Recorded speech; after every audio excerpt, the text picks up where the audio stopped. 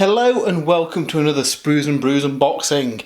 Today we're looking at Blood Angels Commander Dante for Warhammer 40,000. So first of all, I want to say a massive thanks to Games Workshop for sending us a free review copy a little ahead of time to check out on the site. In this video we'll be having a look at the miniature, building it up and seeing what it looks painted and checking out all the instructions and seeing how he goes together. Dante is one of those models that's been around for a long time and has finally been updated and been given the Primaris treatment.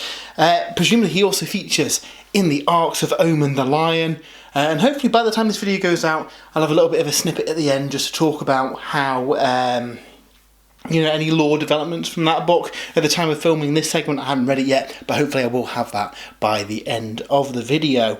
So yeah, also towards the end of the video we'll be having a look at the finished and painted models and seeing how he checks out compared to some other miniatures. So yeah, absolutely gorgeous looking model.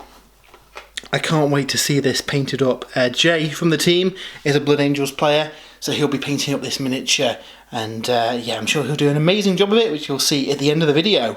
So without further ado, shall we crack this open and have a look what is inside. So we've got quite a big base. Looks like a 50mm base that he's on. So we'll have a look at the instructions in a little bit, but first of all let's have a look at the sprue itself. Now I know Jay is really hoping that we get kind of Primaris scaled Sanguinary Guard maybe. But there's been rumours that the first Space Marine book in 10th edition will actually be an Angels of Death book. I don't know how true that is. I don't know anything about that. But it would be pretty cool if we do see some Blood Angels and Dark Angels love. Especially with the Lion also up for pre-order today. So yeah, it's interesting to see what Games Workshop will do. But yeah, this model looks amazing. I can see some people doing some really cool kind of non-metallic schemes on this. And yeah, I think Jay is looking forward to getting some paint on that. So let's look at the sprue. Before we jump into the future and have a look at the assembled miniature, let's have a quick look at the assembly instructions. I can't imagine this one being too difficult to put together. He's not got that many parts really, just a single frame. Do we get any multiple options on here? I don't believe we do. I know some of the recent models have been alternate heads and the like, but it doesn't look like it's the case on this one. So yeah, it should be a fairly straightforward build. There's his stats there. I'm not a Blood Angels player, so I don't know if that's any different to his current ones.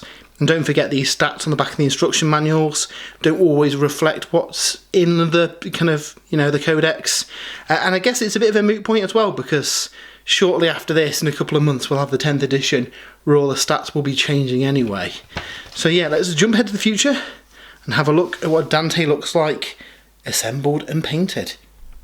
And here is a look at the completed Dante model. Jay's painted this up and has done a cracking job on him. Such an amazing model, and a big step up from the previous one. They've a lot of these kind of character reinventions, I guess. They've taken the concept of the original model but brought it into a much more kind of modern style. And yeah, really, really, really nice character. I really hope that we get some like Primaris Sanguinary Guard to go with him, because the Sanguinary Guard are a little bit older now, and it'd be cool to see them similarly proportioned to him and kind of have new life kind of breathed into them. But yeah, really dynamic model as well. The way he's kind of like floating over the rock with kind of axe in hand, really, really cool. So he has actually got a new war scroll as well, which is cool. He is rocking an absolute monster of a pistol. So the Perdition pistol, range 9 inches, pistol 1, strength 8, AP -4, damage D6 +2. And what you do is that you target a model and then draw a line between Dante and the target, and every model that kind of crosses the line, you get to wound as well. So that is really, really cool. He is 175 points. Weapon skill 2, ballistic skill 2, strength 4, toughness 4, 7 wounds, 7 attacks, leadership 9 and a 2+ save. His axe strikes at strength +3, so strength 7, AP -3, 2 damage. It's -1 to hit him. He's got a 4+ invulnerable save. He gets an additional command point because he's the Lord Regent of the Imperium Nihilus. He's Chapter Master, so you select a friendly Blood Angels core or character within 6 inches, and until the end of the next command phase, you can re-roll the hit roll.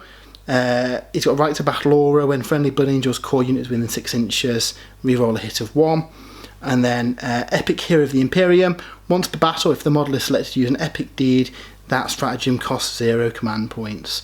So I don't know how much of a massive change that is from the previous one. The pistol's definitely brand spanking new and should be pretty cool. So yeah, really cool to see a new Blood Angels character.